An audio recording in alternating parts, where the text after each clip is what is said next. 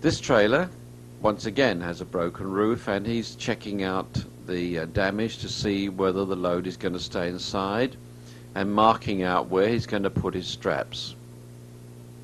I'm personally delighted to see operators carrying out a walk round such as this, because it means that they've paid attention to what we've learned from years of experience in how to recover trailers which are daily or weekly becoming more and more fragile and requiring much greater skills to recover them.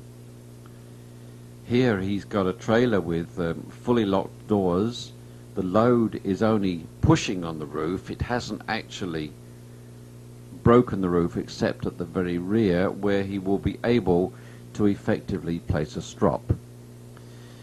It's not always necessary to put the strop right round and over the roof. In this instance, I would be inclined to tie the rear strop to the rear suspension, bring it up the back of the trailer over the doors and over the rear top corner,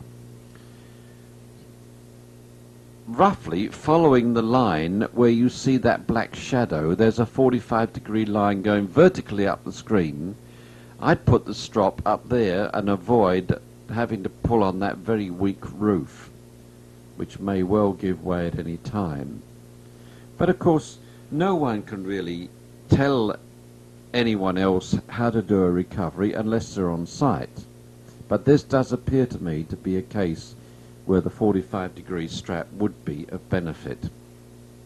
This idea was first introduced to me by Tom Luciano, who is a heavy-duty operator in the New York area, and I think it's a great idea and works very well in these sort of circumstances. There's no denying that when you get to this sort of situation in recovering a trailer, if it's humanly possible, you should go ahead and finish the job. I don't like to see operators hesitating at this particular point, and I'll explain why. If the recovery truck takes the weight, even a few pounds of weight, off those cushions are going to stand up and move out. Should there be an accident with either of the wreckers engaged in pulling this trailer over, then the trailer would fall back either onto a set of partly deflated cushions or flat on the ground, each of which is both expensive and embarrassing.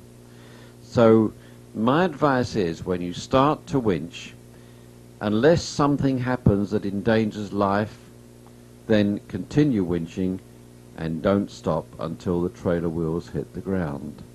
After all, this is our aim, so why should we be hesitating at this particular juncture?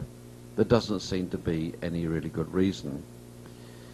In this case, there is a hydraulic wrecker working with a 750, and as we know from previous volumes, they have different winching speeds, and this is the reason why the unit at the back is having to wait whilst the front unit catches up, owing to the different speeds on hydraulic versus mechanical winches. We see quite a lot of this in the recovery business, and it's not always appreciated by each individual operator of each different type of truck that this is causing a problem in the recovery job.